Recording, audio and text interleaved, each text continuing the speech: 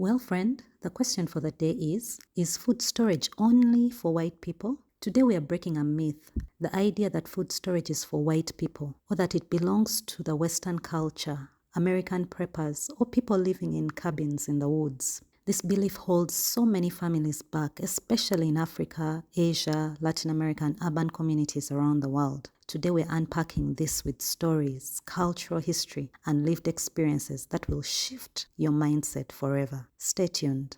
Hello friend, I'm Joyce, the author and creator of the Food Storage 131 Plan.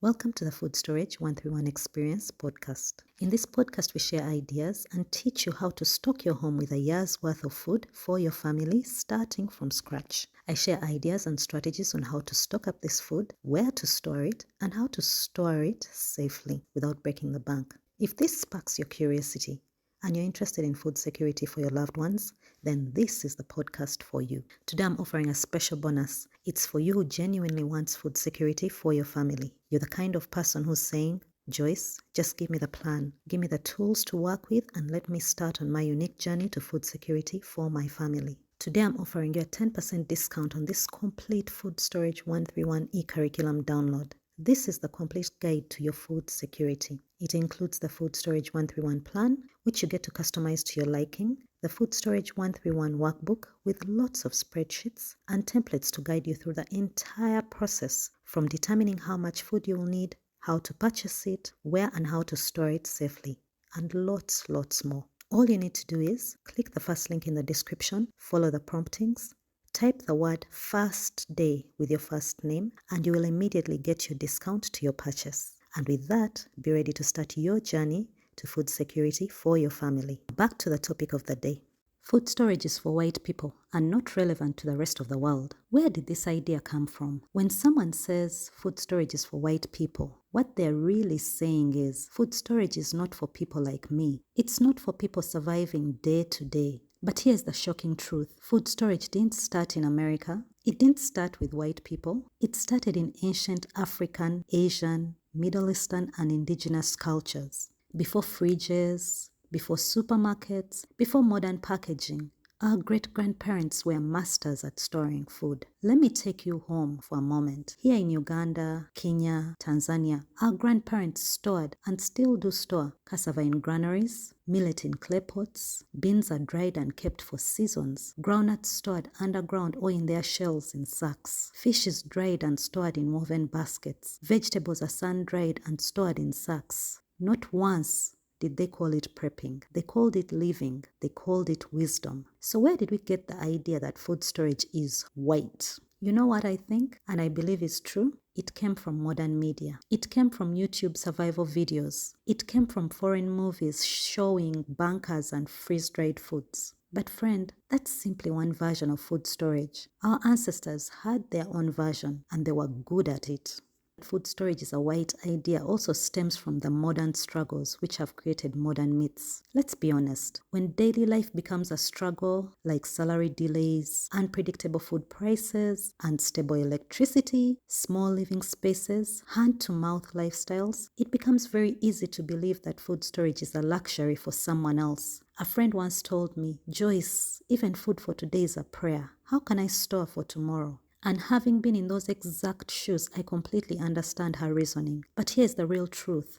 That is exactly why food storage is needed. You see, people with abundance do food storage out of comfort. But people in unstable economies do food storage out of survival. Saving food is not a white concept. It's a smart concept. Let me give you a simple example. If you buy cooking oil today for 9,000 shillings, and next week the price jumps to 12,000 shillings, and the following month it's 14,000, who suffers? It's the person with no storage, the person buying just enough, the person buying in crisis. Food storage protects you from that. Not whiteness, not race, not culture, just common sense protection. Let me tell you about Margaret, a woman from northern Kenya. Every time harvest season came, her grandmother would dry maize, beans, and millet. They would pack everything into clay pots and seal them with ash. Those pots could last an entire year. Fast forward to 2024, Margaret moved to the city. Her neighbors laughed at her when she bought 25 kilograms of maize flour and stored it in small buckets. So you want to be like those American YouTubers? You must be watching too many white people. But guess what? Following the floods, when the fuel prices went up, when transport costs doubled, when maize flour became scarce, when shops struggled to restock, people were knocking on her door, not for money, but for food. Some neighbors who mocked her were now asking how she did it. And oh, the best part, she ended up teaching the entire community how to store flour properly. Food storage didn't make her white, food storage made her wise.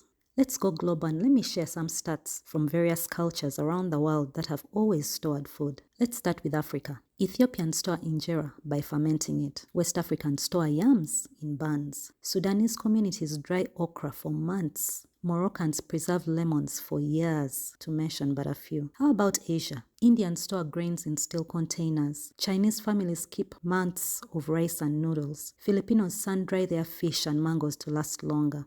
And Latin America, Mexicans store dry corn for tortillas. Peruvians freeze-dry their potatoes into chuno, lasting decades. In the Middle East and North Africa, ancient Egyptians stored grain for 7 years during Joseph's time. And if you know your Bible history, that simple act of food storage transferred the wealth of the world to Egypt. Persians stored nuts and dried fruits and grains long-term. Indigenous Americans smoked their meats. Pemmican was a staple. Dried berries were the order of the day. None of this is American prepping. None of this is a white culture thing. This is human survival, and it is universal. I want to take a moment to speak directly to you, because if you're here, odds are you're tired. Tired of worrying about what the future might bring, tired of starting and stopping with food storage, and maybe even tired of trying to figure it all out on your own. You've probably asked yourself, where do I even start? How do I know what's right for my family? Am I wasting money stocking up on the wrong things? And let's be honest, this constant cycle of overwhelm, doubt, and frustration can leave you feeling stuck. Believe me, I've been there. That's exactly why I designed the Food Storage 131 Pro Academy. This is an 8-week online, self-paced e-learning course for you who is saying, Joyce, I need help. I need someone to walk with me on this journey. I don't want to fumble my way through this. The Pro Academy offers online classes accessible at your convenience, broken down in simple segments for easy follow-up. These classes are self-paced, meaning you can move from one to the next at your own speed. It's an 8-week program, but you can do it in 4, 6, or even 12 weeks. It literally follows your schedule. It also offers a platform for you to ask questions and get the answers you need for exactly where you are. That means you'll have someone to answer your questions, guide you through the hard spots, and keep you accountable so you don't feel like you're doing this alone. It also gives you access to a safe, private community to freely share with others, like-minded people pursuing the same lifestyle to encourage and uplift you along the way. If you feel that you need someone to make it easy and walk the journey with you step by step, then the Pro Academy is indeed for you. It's convenient and works at your pace, while giving you the support network you need to keep you motivated and accountable. 6 months after you've enrolled, you'll be looking at your pantry fully stocked with food your family loves and enjoys. Food that is readily available to sustain your family for a considerable period of time. Think of the peace when you don't have to worry about emergencies. Think of the freedom this could give you to do the things you really love to do. Think of the joy coming and staying at home each evening with happy faces all around. That is your future, dear friend.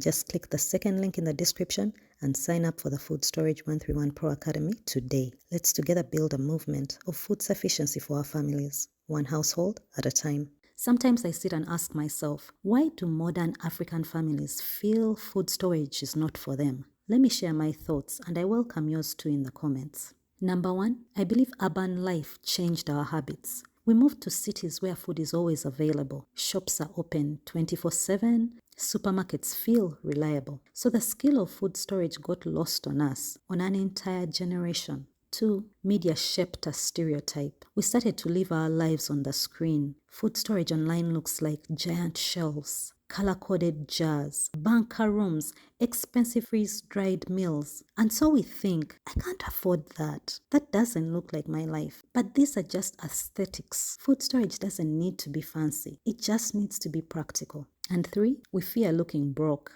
Yes, I said it. In many African homes, buying in bulk is seen as a sign of poverty because it's implied that you can't afford to go to the supermarkets where food is packaged in small, dainty quantities, which are portable and fancy to look at. But surprisingly, in rich countries, buying in bulk is seen as financial wisdom. Are we secretly being brainwashed and ultimately starved? Isn't that ironic? The truth remains. If you store food, you save money. If you don't store food, you lose money. Is food storage really a white thing? Let me give you some quick scenarios and tell me in the comments if you can relate to any of them. The salary delay story. Your salary delays for 10 days. Your children still need to eat. Transport still needs to be paid. Gas still needs refilling. If you stored rice, beans, oil, flour, and sugar from last month's salary, are you panicking? No. You're breathing. You're calm. You're secure. The sudden price increase. You wake up one morning and maize flour has gone from 3,200 to 5,000 shillings a kilogram. If you stored extra packets last month, you're safe. Others are frustrated, but you are peaceful. Unexpected visitors. If you know anything about our culture, the African culture means visitors. And they come unannounced, and sometimes it's many of them at one time. When you have a stocked kitchen, you're not panicking. You're hosting with dignity. Lastly, a sick child or a job loss. Emergencies are never planned, but if you have even 2 weeks of food, you reduce stress, panic, you protect your home, you aren't looking at your wallet wondering how to split it between the medical bills and the food for home. You're covered. None of these scenarios are about whiteness. They're about real life in real countries with real struggles. Let's define modern food storage for the everyday African, Asian, and global family. It means buying extra when prices are low. It means securing your home against uncertainty. It means feeding your family comfortably even when money is tight. It means gaining peace in a world full of instability. It means preserving dignity. Food storage is not a Western luxury, it's a global survival strategy. It belongs to everyone. Well, friend, we're just getting started here. For more on how to store a year's worth of food for your pantry, for your family, kindly like, comment, and subscribe. Share any questions you may have that you would like me to address on this podcast in the comments below. If you found this conversation helpful, share it with a friend or a family member who's been thinking about becoming more prepared at home. And if you want to learn how to build your own year-long food storage plan, complete with templates, printables, and simple guides, check out the Complete Food Storage 131 e-curriculum available as an instant download in the description. Or if you need someone to walk the journey with you, check out the Food Storage 131 8-week self-paced e-learning Pro Academy, also in the description below. You don't have to walk this journey alone. Help is right here. You'll find everything you need to get started confidently, no matter what your budget or space. Let me conclude with this truth. Let's remove all the masks and the makeup. Food storage is not for white people. It's not for rich people. It's not for rural people. It's not for Americans. It's not for preppers. It's for single mothers, working fathers, students, urban families, village families, Africans, Asians, Latin Americans, and anyone who wants peace and stability in their home. Food storage is not about race. It's about responsibility. It's not about culture. It's about common sense. It's not about fear. It's about freedom. So the next time someone says, food storage is for white people, smile gently and answer, no. Food storage is for everyone who wants to survive, prepare, and thrive. Thank you, friend, for being here. If this message touched your heart, share it with your community. Let's bring back wisdom into our homes. Kindly subscribe so you don't miss another episode of the Food Storage 131 experience. Be the light and share this podcast with your friends. Till next time, bye-bye.